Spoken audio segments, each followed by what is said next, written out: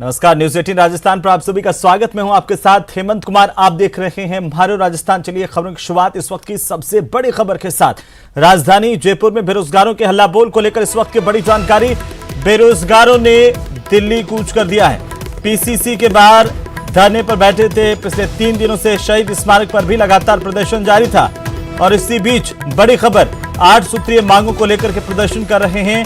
लखनऊ में लिखित समझौते को पूरा करने की मांग की गई है। जयपुर से बड़ी खबर है। राजस्थान बेरोजगार एकीकृत महासंघ की ओर से 8 सूत्रीय मांगों को लेकर के आज दिल्ली कूच का ऐलान किया गया है। शहीद स्मारक से दिल्ली के लिए कुछ देर में ये बेरोजगार यहां से कूच करेंगे। 3 दिन से शहीद स्मारक पर बेरोजगारों का धरना चल रहा और इसी बीच ये बड़ी खबर, टेक्निकल हेल्पर भर्ती के पद 6000 करने की मांग कर रहे हैं। पंचायती राज जेईएन भर्ती की विज्ञप्ति जारी करने की मांग कर रहे हैं। जूनियर अकाउंटेंट भर्ती को सीईटी से बाहर करते हुए विज्ञप्ति जारी करने की मांग ये बेरोजगार कर रहे हैं। प्रतियोगिता परीक्षाओं में प्रदेश के बेरोजगारों को प्राथमिकता देने, रेडियोग्राफर, लैब टेक्नीशियन, ईसीजी भर्ती की विज्ञप्ति जारी करने, शिक्षक भर्ती में ज्यादा से ज्यादा पदों पर विशेष शिक्षकों के पद निकाले जाने की मांग समेत कई मांगे हैं, जिनमें एलडीसी 2013 मुख्य परीक्षा का कैलेंडर जारी करने की भी मांग है। लखनऊ में लिखित समझौते की तमाम मांगे जल्द पूरी करने की मांग अब बेरोजगार कर रहे हैं और महासंघ के प्रदेश अध्यक्ष उपेंद्र के नेतृत्व में ये दिल्ली कूच किया जाएगा। 9 बजे बेरोजगार दिल्ली कूच करने के लिए ऐलान किया गया था। आपको बता दें कि बेरोजगारों का दिल्ली कूच को लेकर के बड़ी खबर है। बेरोजगारों की ओर से दिल्ली कूच करने का ऐलान किया गया है और एक बार फिर से उपेंद्र के नेतृत्व में कुछ बेरोजगार प्रदेश भर से यहां पर मौजूद और इसके बाद लगातार पिछले 3 दिनों से इनका धरना प्रदर्शन, कई सूत्रीय मांगों को लेकर के ये प्रदर्शन यहां पर किया जा रहा था। अब इन्होंने दिल्ली कूच का ऐलान किया है। 2013 में पहली भर्ती आई थी, आज 9 साल हो गए भर्ती को आए, फिर भी आज उसको विज्ञप्ति डाले जनवरी में आ गई थी, फिर भी ये सितंबर में डाल दिए थे। उसके हिसाब से हम कोचिंग ज्वाइन कर ली थी, कमरे रूम ले लिए थे उस हिसाब से। फिर लेकिन अभी पता चला 23 मई को अभी इसको सीएटी में डाल दिया गया है। तो इससे क्या है, बहुत फायदा आई है, तो ये संघर्ष किया है। सर, हम सरकार से कहना चाहते हैं, हम रेडियोग्राफर लैब टेक्नीशियन वैकेंसी की विज्ञप्ति के लिए आए हैं।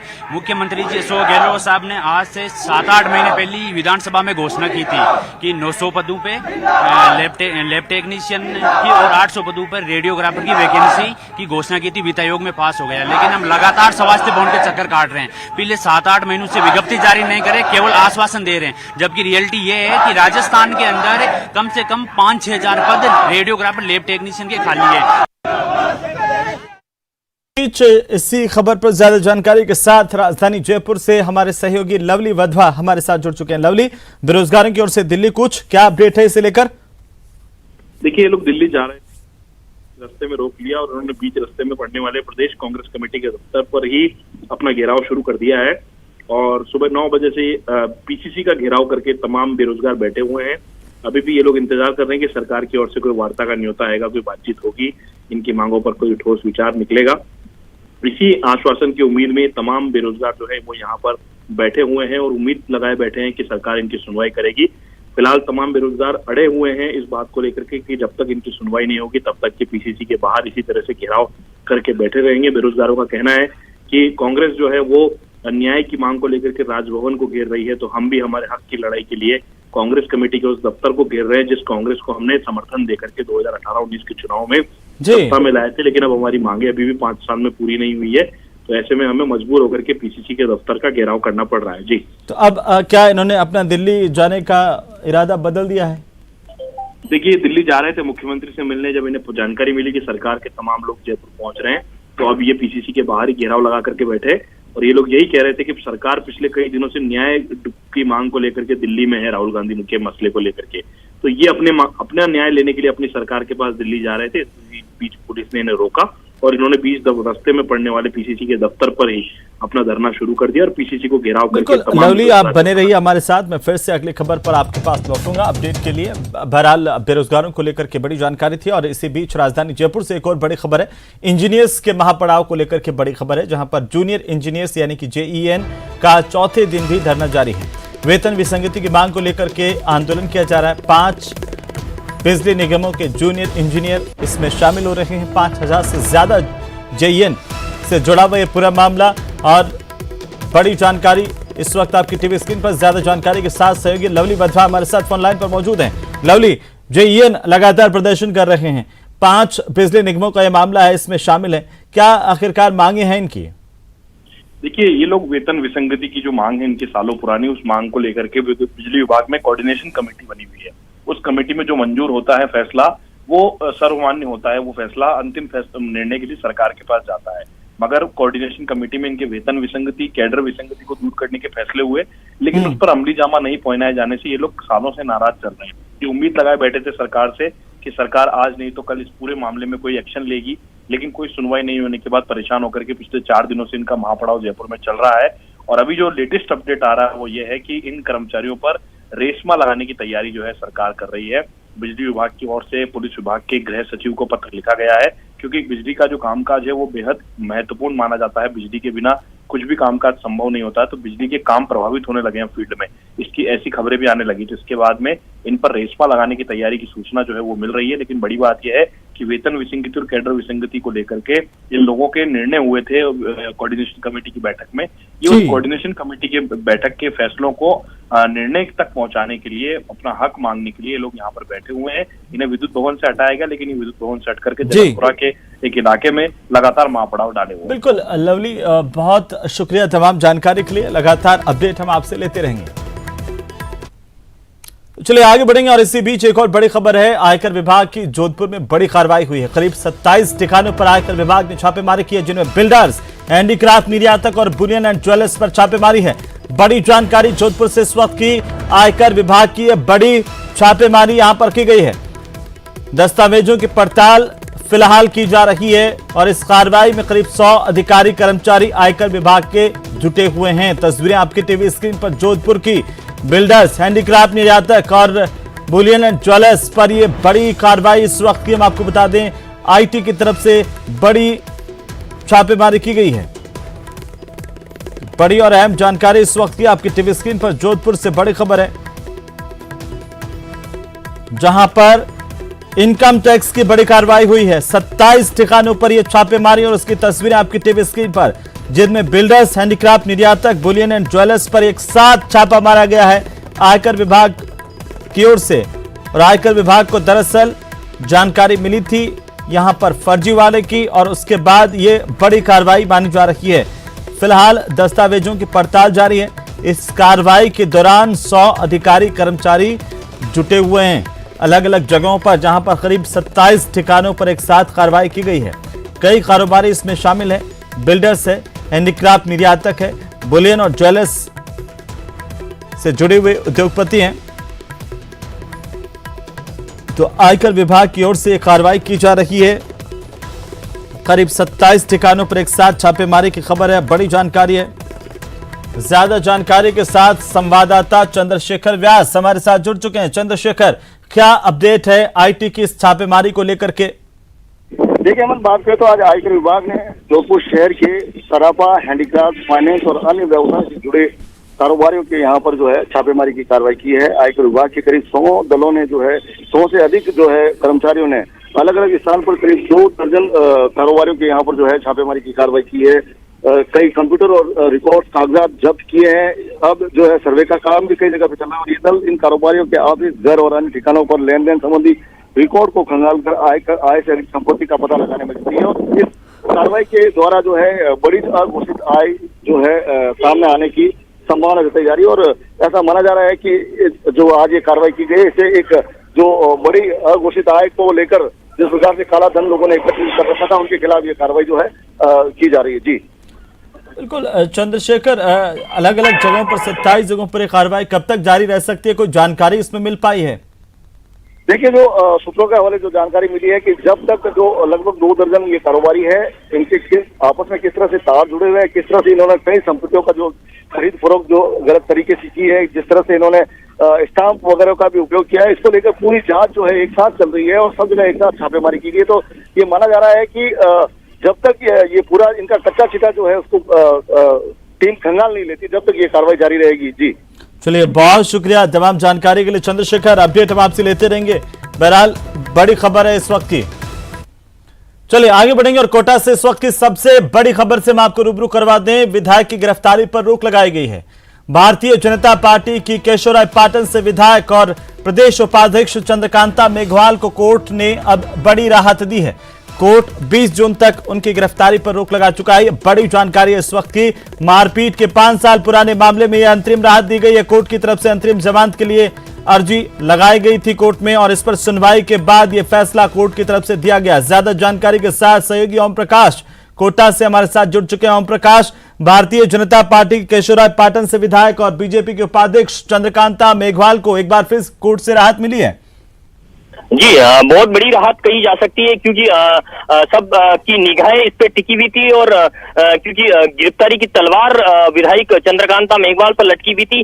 फिलहाल तो इतना कहा जा सकता है कि 20 जून तक उनकी गिरफ्तारी पर रोक लगाई है। हालांकि कोर्ट ने जो पत्रावली है उनका अवलोकन करने के बाद माना कि जो विधायक चंद्रकांता मेघवाल और उनके पति है उन्होंने पूरा इस मामले में जो अनुसंधान है उनमें सहयोग किया और 41A की पालना में वो थाने पहुंचकर जो अनुसंधान और पूछताछ है उसमें पूरा सहयोग किया। और जो उनके वकील है चंद्रकांता मेघवाल के, उन्होंने भी अपना पक्ष रखा कि जो 7 साल की कम जो सजा का जो प्रावधान है उसके तहत इनकी गिरफ्तारी फिलहाल नहीं की जा सकती। इन तमाम जो पहलुओं पे सामान्य सी बहस कही जा सकती है एडीजे कोर्ट 1 में। उसके बाद में ये पाया कि फिलहाल इस मामले को 20 जून को इस मामले में पूरी सुनवाई होगी और 20 जून से पहले चंद्रकांता मेघवाल सहित अन्य की गिरफ्तारी पर फिलहाल पाबंदी रहेगी और चालान पेश करने के लिए जो है वो आगे की अब प्रक्रिया की जा सकती है। लेकिन वकील ने अपनी तरफ से जो पक्ष रखा है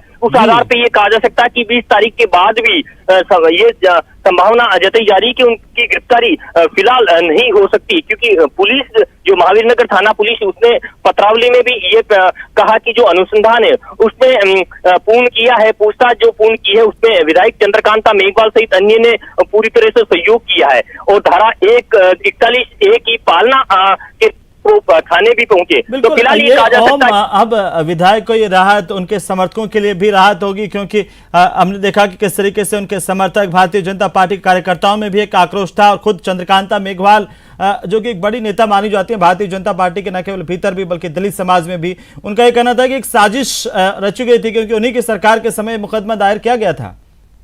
जी विधायक चंद्रकांता मेघवाल ने कई बार अपनी पीड़ा जाहिर की, मीडिया के सामने पीड़ा जाहिर कही कि शायद में अपनी पक्ष अच्छी तरह से नहीं रख पाई और अपनी सरकार के कुछ नेताओं को दबे जबान में उन्होंने जिम्मेदार भी माना कि उस समय शायद वो अच्छी तरह से वो भी विधायक चंद्रकांता मेघवाल का पक्ष नहीं रख पाए। तो कुल मिलाकर ये कहा जा सकता है कि इन तमाम मामलों में जो कार्यकर्ता ही नहीं बल्कि बड़े जो पदाधिकारी भी है उनकी भी निगाहें टिकी हुई थी, क्योंकि 2 दिन जब यहाँ पार्टी का जो एक सम्मेलन था वहां बड़े नेता जब आए थे तो ये वहां भी इस तरह की चर्चाएं चली थी और फिलहाल ये कहा जा सकता है कि उनके समर्थकों में खुशी की लहर है और समर्थक भी अब भी। बिल्कुल, चलिए बहुत शुक्रिया तमाम जानकारी के लिए ओम और हमारे साथ जुड़ने के लिए। तो चंद्रकांता मेघवाल को कोर्ट से एक बड़ी राहत मिली है।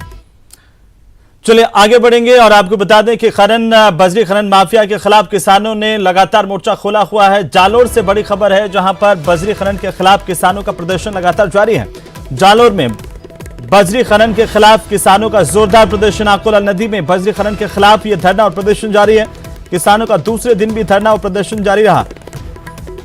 लगातार किसान बजरी माफिया के खिलाफ मोर्चा खोले हुए हैं। कल पुलिस और किसानों के बीच में झड़प भी हुई थी देर रात तक। ये इसे लेकर के जो जानकारी सामने आई, तीनों स्टॉक वाली जगह पर निरीक्षण किया गया था। करीब 2 लाख टन से ज्यादा स्टॉक यहां पर पाया गया था। बजरी खनन माफिया के खिलाफ किसानों का हल्ला बोल लगातार दूसरे दिन भी जारी है।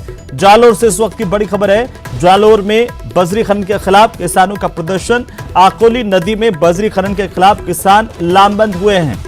ज्यादा जानकारी के साथ सहयोगी श्याम विष्णु हमारे साथ जुड़ चुके हैं। श्याम, क्या अपडेट है? किसान लगातार खनन माफिया और बजरी खनन करने वालों के खिलाफ मोर्चा खोले हुए हैं। निश्चित तौर से हेमंत भी आकोली गांव में बजरी के अवैध खनन के खिलाफ किसानों का धरना आज दूसरे दिन भी जारी है। आज धरना स्थल पर बड़ी संख्या में महिलाएं भी पहुंची है और उसके बाद स्थानीय प्रशासन के खिलाफ जो किसान है वो नारेबाजी कर रहे हैं। उनकी एक ही मांग है कि आकोली नदी में लंबे समय से हो रही बजरी के अवैध खनन को रोका जाए और इन तमाम मांगों को लेकर किसान पूरी तरीके से लामबंद हो चुके हैं। और इसके अलावा जिला कलेक्टर निशांत जैन ने पूरे प्रकरण को गंभीरता से लेते हुए अब जो यहाँ के एसडीएम है उन्हें मौके पर भेजा जा रहा है और उसके बाद किसानों से समझाइश की जाएगी। लेकिन शाम तमाम कवायद के बावजूद भी सरकार जो है कोई एक्शन नहीं ले पाती खनन माफिया के खिलाफ। ये बड़ा सवाल है क्योंकि आकोली नदी का सीना छलनी कर दिया इन अवैध खनन माफिया ने पूरी तरीके से, और इसमें सीधे तौर पर जो स्थानीय प्रशासन है उसकी भी मिलीभगत है।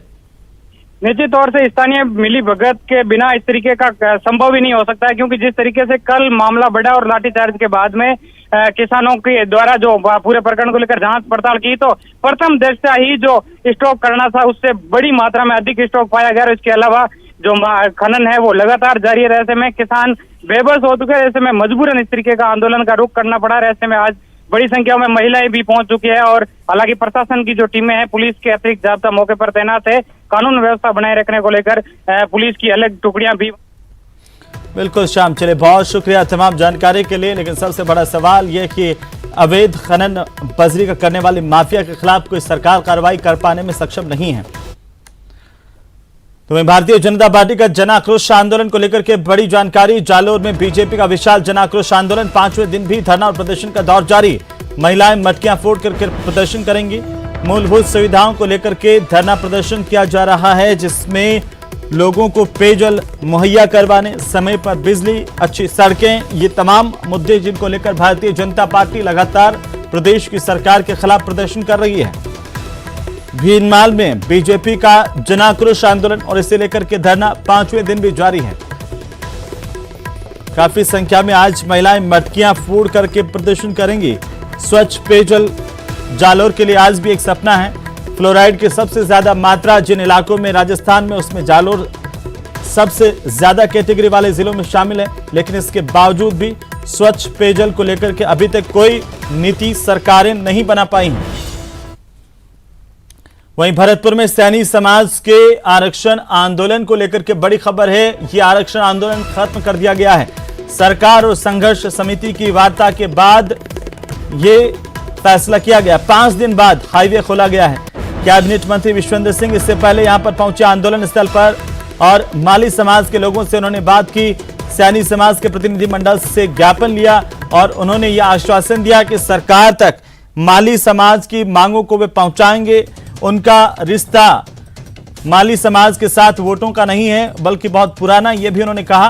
और उन्होंने कहा कि मेरा और आपका कोई वोट का रिश्ता नहीं है, 14 पीढ़ी पुराने रिश्ते हैं, सरकार के सामने बात रखूंगा। ये आश्वासन विश्वेंद्र सिंह की ओर से दिया गया है। और अब आखिरकार खबर यह है कि माली समाज का जो धरना प्रदर्शन था उसे खत्म कर दिया गया है और अब हाईवे सुचारू तरीके से खोल दिया गया है। लगातार सैनी समाज के लोग हाईवे पर डटे हुए थे। आपको बता दें कि लगातार हाईवे पर यह प्रदर्शन 5 दिनों तक चला। आखिरकार अब इसे समाप्त कर दिया गया। कैबिनेट मंत्री विश्वेंद्र सिंह यहां पर पहुंचे। भरतपुर के तस्वीरें हैं जहां लगातार आंदोलन चल रहा था। आंदोलन स्थल पर पहुंच करके विश्वेंद्र सिंह ने लोगों को आश्वस्त किया, उनसे ज्ञापन लिया और सरकार तक उनकी बात पहुंचाने का आश्वासन दिया। तब जाकर के माली समाज के लोगों ने इस आंदोलन को यहां से खत्म करने का फैसला किया है। 12% की आपने आरक्षण की मांग रखी है। तीसरा आपने रखी है मांग कि जो कमेटी है वो मुख्यमंत्री जी से मिले। वो जिम्मेदारी मेरी है। मैंने आपने कहा संदेश वहां को, इनमें से अगर तीनों में एक भी मेरा मैं अधिकृत होता है इसको करने का तो इमीडिएटली कर जाता, लेकिन मुख्यमंत्री जी का करना। और इसमें आरक्षण मैं बता दूं आपको, 6 महीने लगे थे हमको भी, जाटों को भरपूर जाट रह गए थे। पूरी प्रक्रिया होती है, सेंसस होता है, सब कुछ होती है, आप तो जानते हैं। आदरणीय हमारे भरतपुर के महाराजा साहब, आज आप हमारे बीच में पधारे। माली सैनी कुशवाहा साहब मौर्य के भाग्य ही खुल गए।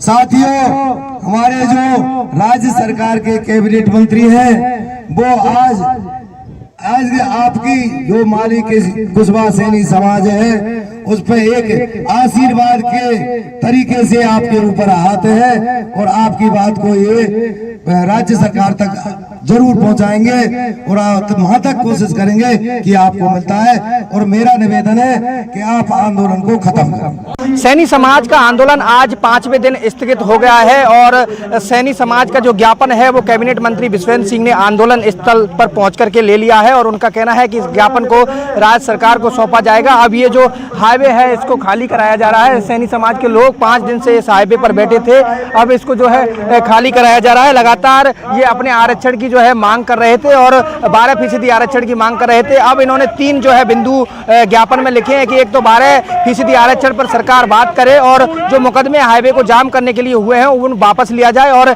एक मुख्यमंत्री से जो समय है 7 से 10 दिन के भीतर उसमें जो है इस आरक्षण के मुद्दे पर जो है सैनी समाज के प्रतिनिधि मंडल से वार्ता की जाए। लगातार यहाँ पर लंबे समय से प्रशासन जो है इनसे वार्ता कर रहा था, लेकिन वार्ता जो है बार बार विफल हो रही थी। लेकिन लंबे समय के बाद आमजन को जो है एक राहत मिली है, क्योंकि लगातार हाईवे जाम से लोगों को परेशानी हो रही थी और आज 5 दिन बाद ये जो है हाईवे जो है खोला जा रहा है। लगातार कैबिनेट मंत्री विश्वेंद्र सिंह जब यहाँ पहुंचे थे तो उनका लोगों ने भव्य स्वागत किया था, सैनी समाज के लोगों ने उनका स्वागत किया था और उनको धन्यवाद दिया था कि वो सरकार के द्वारा संदेशवाहक के रूप में यहाँ पहुंचे और उन्होंने जो है इनका ज्ञापन लिया, वो ज्ञापन को सरकार को सौंपेंगे।